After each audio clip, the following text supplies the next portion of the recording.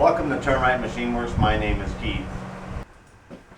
Alright, our old school knowledge, training, experience, and all of that, basically we wanted to plunge in here and we wanted to go in and we wanted to have our bore pretty well roughed out for the ring that we want.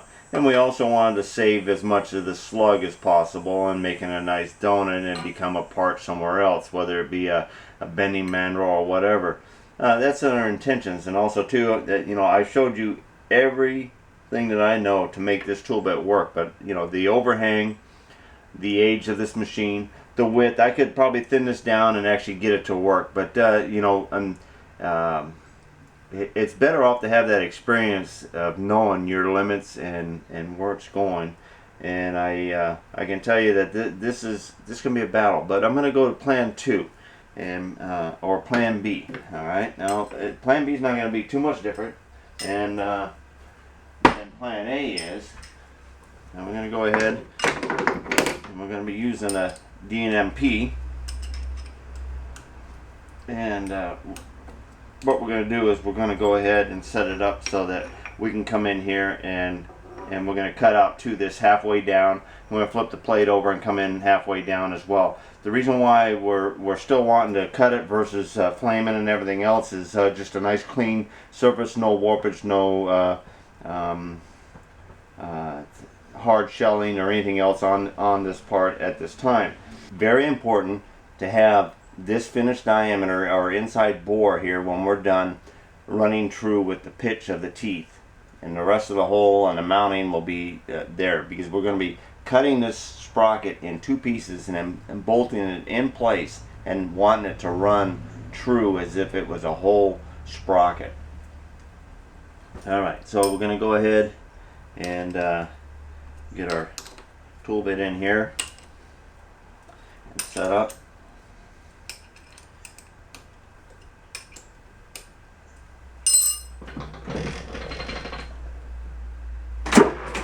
Alright, now we should be able to turn just a little bit faster.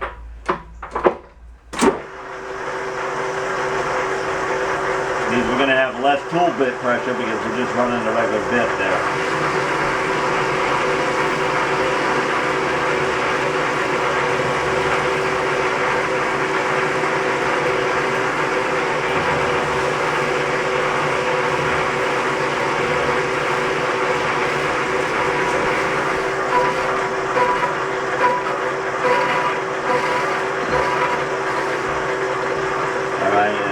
Set 0 as well, so alright, there's 0 for our depth, just so we know we're about halfway when we get in there. But the name of the game is to go ahead and come in here, plunge in, and then cut across.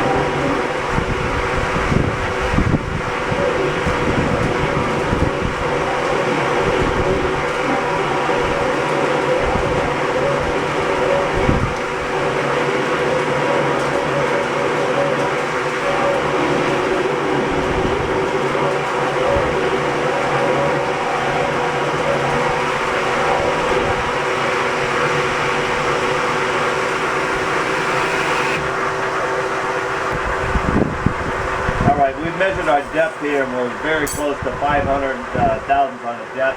We're going to take a light skim so that we have a good finish to dial indicate when we have this part in the machine after we've removed this. We'll have at least this side. When we turn it around, we set up on here, we'll have the other side, and between the two of them we can pretty well set up a true running part with the sprocket teeth there. So be the last skim here, and then down across the bottom down there, and then we're going to turn the part around.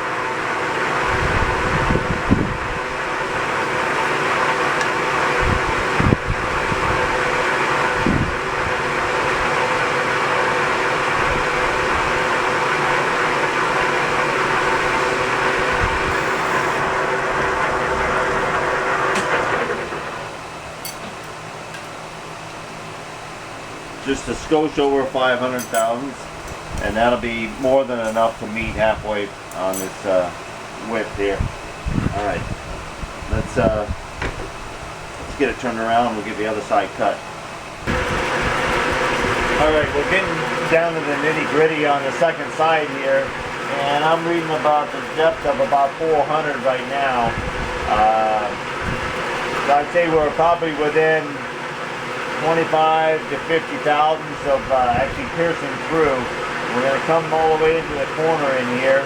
I've got this bell center just barely tucked into the center here,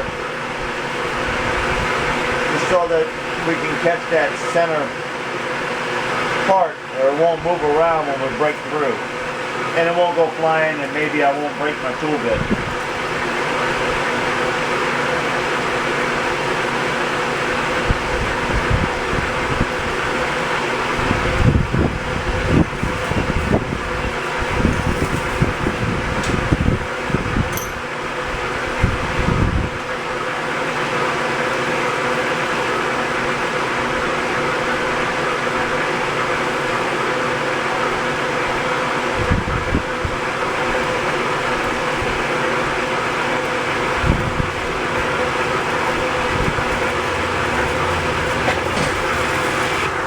Okay, that's out to the diameter. Now I'm going to plunge straight in. There we go.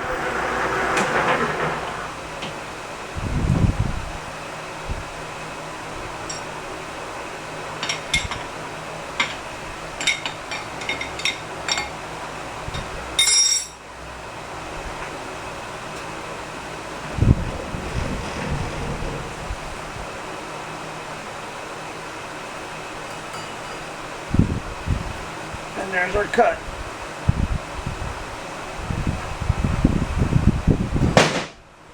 That's also called a tree panning, but that's the hard way.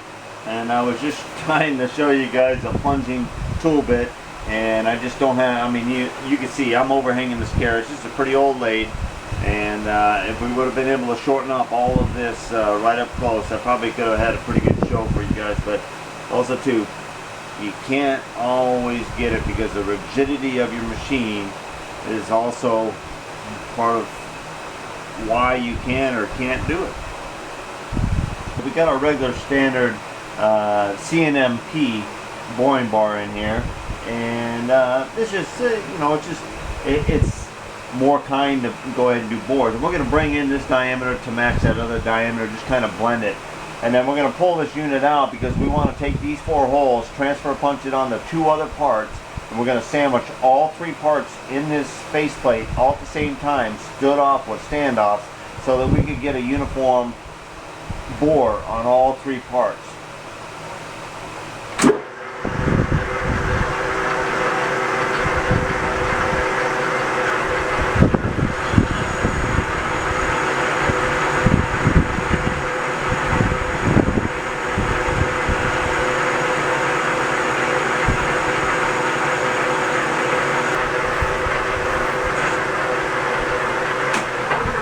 Alright, now you'll see me reach in there while this is running and pull out chips. This pair of pliers right here has absolutely, in fact, I ground back in 1980, early 80s is when I first started using these pliers. They absolutely do not have anything that can grab there. It's simply just by holding my pressure there that I can hold the chip. But it is free to pull out of my hand like this because these are completely polished. You know, these are sloppy, smooth pliers. Nothing's going to grab, nothing's going to drag my hand in there. If you are going to pull the pliers, I suggest you grind these, everything smooth onto here, And if there's rubber or anything that's going to catch your grip and drag your hand in, you want to have them off of there, okay? Now, there's another tool, and a lot of people have them. More popular is a chip hook, rounded somewhat. This is better if it's solid, okay, and no way to catch your hand or anything else like that. Just knowing and grabbing it like this right here. But normally, you know, you're grabbing chips out of the pin and stuff like that. Now you might pull chips, and then all of a sudden, you know, this hook gets caught on something. You know, you want it to pull out of your hand. Whatever you're using to grab chips, you do not want it to hang onto your hand. So you want to make sure that these kind of tools. A chip does not cut your finger until it is applied pressure or spinning or pulled against, okay? So you can hold chips all day long, but if they're not pulled against your hand, they're not going to cut you. So it's how you handle chips that cut your hand. I've had some good cuts, but you can see I have all my digits. That was a burn right there on a grinder. Okay, we're going to see if we can stack these up. Now this is going to be the guard plate that goes between the chain and the intersection of the drum, but we're going to put it on here first because we need to stack them so that we can cut them in order here. And this is the hardest one to get on here first because all of these have got to have a washer thickness behind it.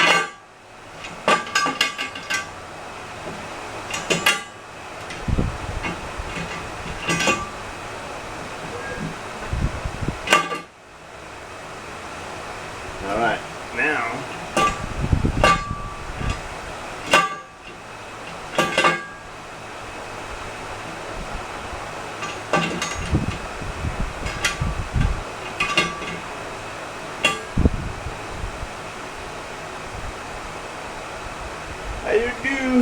I don't know if we can hold that, but alright, now here comes the sprocket.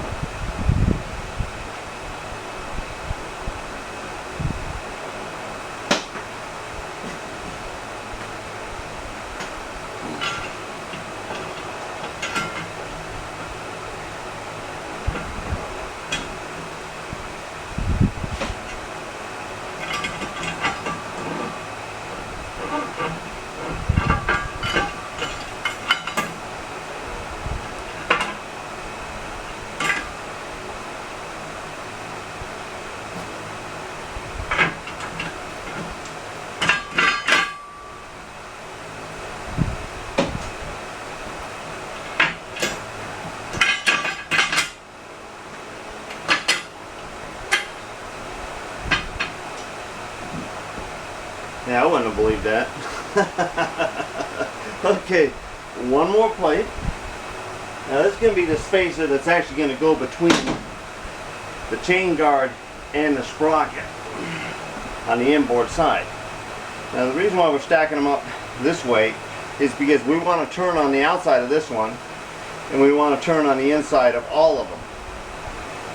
This OD does not really matter out here. It can be turned or not turned. Alright, but if we get it up there and it looks like it'll take another washer, it very well could take a thin washer.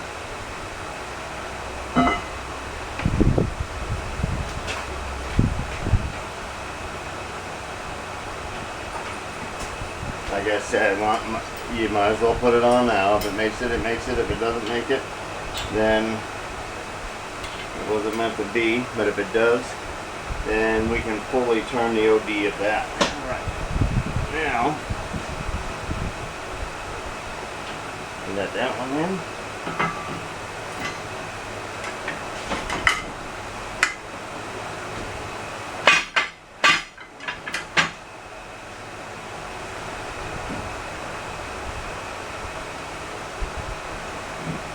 We should have a nut.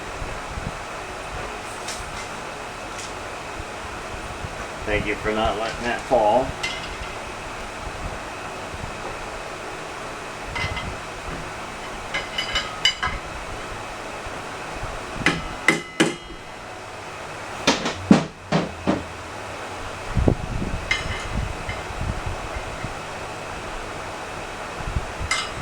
3 threads is really not ideal.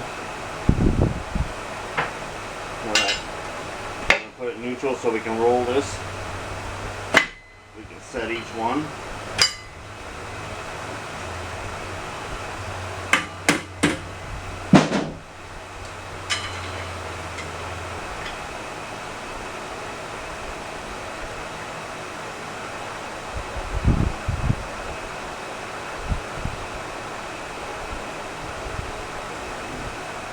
Alright, now we're going to be setting this up to the pitch here, but we're going to rough dial this bore here first. You say, oh no, I dropped the washer, what do you do? Oh, well, I've been there before. You take and you make a hook and you drop your washer down in here, and you look down in here on the back side, and you push it right on through and you undo your hook. And then you try to remember where you put the nut. Here it is. Alright, I think I went around, I put a little tiny snug on here, got the mag base set up in here, and I set it up, first I set it up on this side right here, which was the inside last time, and I think our second side was closer to the bore because I put the dial indicator against the cone, and it made a difference of about 50 thousandths, and right now it went down to 50, up over 100 to 115, so we got about 65 thousandths right there. So it's really only out 30, so we bump it over 30 right here. Excuse me. All right, and we can make it a little bit more. It makes it challenging that way.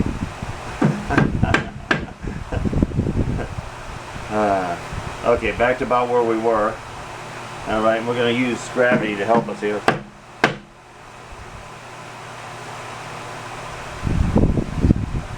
Alright, we're down to about 50 there.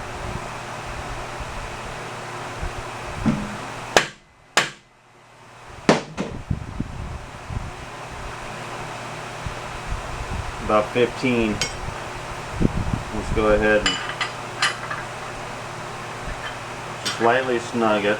You still want to move it. I just hate those hits where you tap it and it goes past where you want it to go. Alright, just wanted to show you, here's an 1.5 inch nut on that, and this is what, you don't need a big wrench for there, but ever since the 1980s, and I've used a lot of Aloras and tool posts, and they're all 1.5 inch nut, but I love my 12-inch 712 proto wrench, and back in 1980 I modified this wrench to fit 1.5 inch, and it's right at the verge of all the way open, so I've always got it for that purpose, and then I can always go and do something else, use it as a regular wrench, but it always stays right on my lathe. And one of these days I might put a video together and show you how to get your crescent wrench to open 1.5 inch. Alright, we're rotating it. We crank this in just to where we just starting to touch a couple teeth, and we're rolling around. It's not touching all the way around, so we know, okay, now we're starting to get up onto the top of the teeth, touching the crown. Now, the crown is not the important part of the tooth. If you're really serious, the root is, or the pitch line. But we're going ahead and we're using the top because this is like a brand new turn gear, and we're going to go ahead and we're going to call that high, and we're going to try to tune that in there.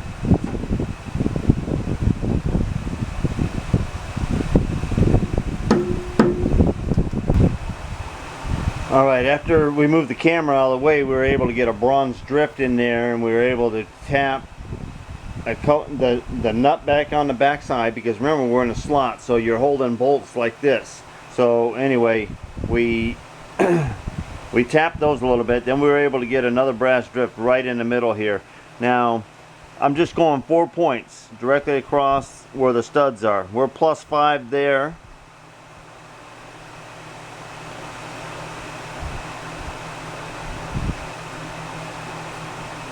Alright, we're 0 on that one.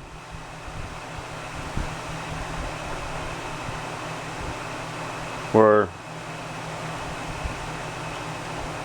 -4.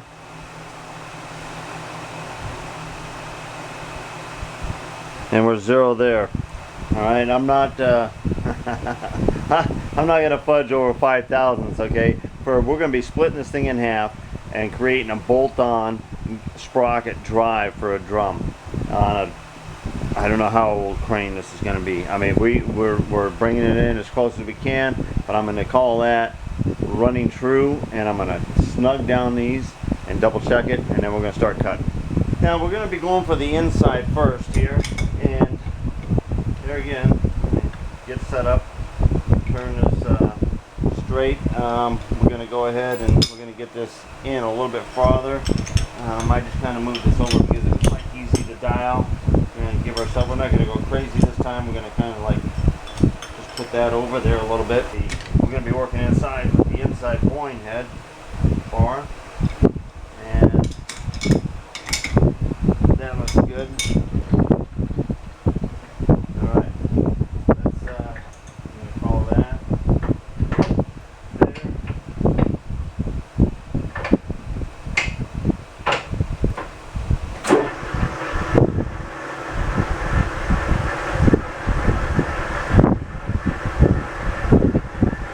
How we went. Whatever size we actually come in is clearance over the inside of the drum, and it's only important to have a uniform in relationship to these three parts because that's how they're going to locate. And the whole pattern that we got in here now is only to hold them on here. I may fill them in, I may not fill them in. We'll see how it goes. The whole pattern will be matching the whole pattern that's already in the wired drum.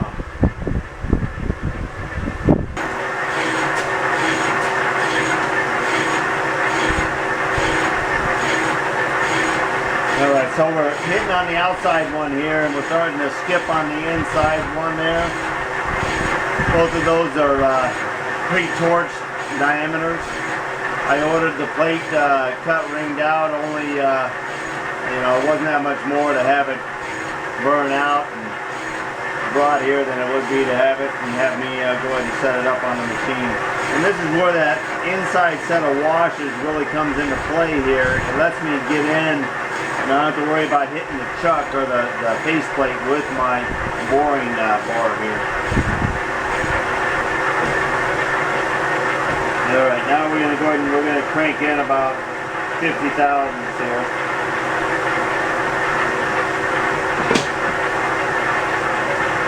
And away we go.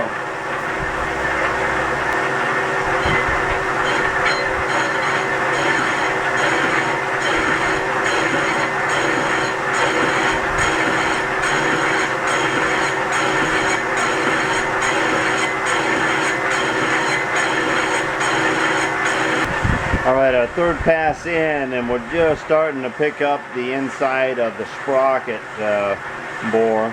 And this was the outside that we thought was more true with the center hub there. But we actually dialed the teeth in for the final pass, and that's what's going to make the whole job, is gauged by the teeth there, and they are spinning right on the money. From every angle that I've looked at it real close, spinning.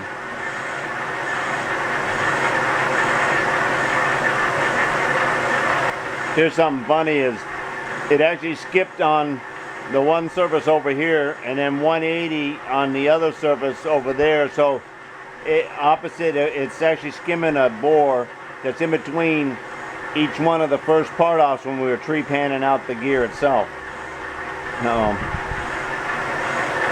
That tells you we're in the ballpark on all three operations. Alright, I brought out a pie tape because I'm going to be measuring the diameter of our drum with a pie tape. Now this is a 12 to 24 inch diameter pie tape. This pie tape was made by Collins Phillips Company in Escondido, California. Escondido was about 30 minutes from my hometown there in California. Let's see here. This is a calibration sticker here, and the last time I had it calibrated was in 3/29 of 90, and it was due for recalibrating at 3/29/92. Okay, do you think a pie tape can go out of calibration? Okay, but we spend money, a lot of government money, for calibrations that are really unnecessary, except for some kind of record keeping and a job for somebody. In my mind, most of the time. All right, now a pie tape has got a series, or let's see if I can get this in the camera here. And we're going to start out here as close as we can here. See if we can get the right light on there. Okay, but you can see that it starts out right there at 12, and then each sub line there is 25,000, 50, 75, 100. You get the picture all the way up, you know, and it goes, your hundreds are all the way up here. There's your 13 line right there. All right, now I'm going to wrap it on here. We'll see if we can get you a close up, and then you can see how the veneer end. Now the veneer end, you have 1 or 0 to 25, and that's your breakdown of your thousands in between your 20ths there, or your 25ths, your divisions. Alright. Okay, so you basically hold the tape up here like this, and you pass this one over the top so that the underside of your tape is laying on the diameter that you want to record. Of course, this is kind of just a rough guesstimate. I mean, we're going over the worn out cable drum here, and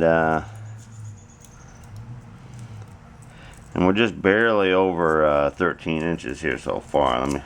Looks like I got to get a feel in on here, because I think we're actually trying to measure a valley there.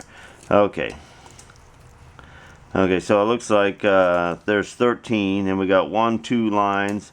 Then our 0 is in between the next one, so we got to read the subdivision here, and the line that looks like it lines up pretty good is the 10 there, and that's close enough. We'll call it the 10. So we got 13, and you got 25, 50, and 10 is 60. So you got 13 inches, 60 thousandths is what we're reading around there. So about 13 and a 16th is the outside of this cable here, and that's what we're trying to measure for making sure that we have clearance for that sprocket assembly to sit along this edge. And this is the bolt pattern here that we're going to be bringing it into. There's what we were looking at down there. So there's your 13, and you can see your 2 lines there, and then your 10 lining up.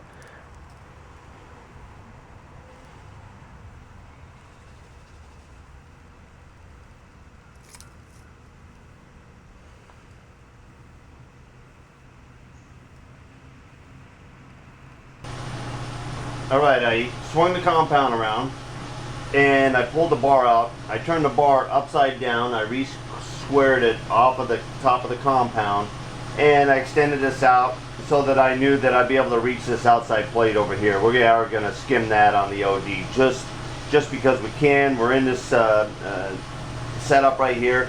Everything else will be running 100% true, and we may want to run or measure off of a true running diameter on that for some reason. I don't know, but it's right here, and it doesn't take that long to go ahead and at least just make it round. Now, the standoff or the washer that we put between these two plates lets us have a gap here, and we can cut this diameter right here.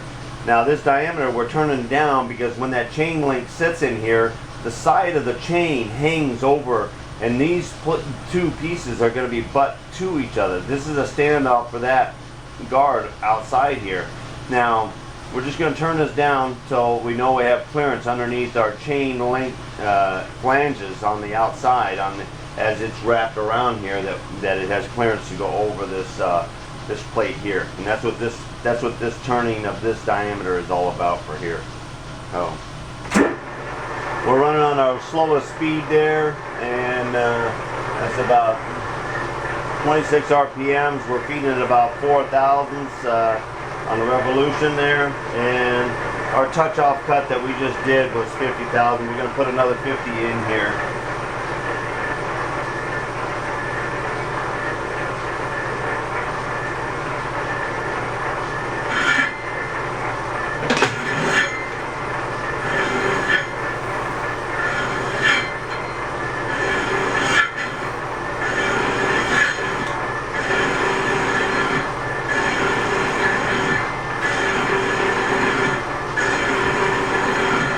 Picking pretty close to maybe 80% of the diameter. on the second cut here. That's not too bad.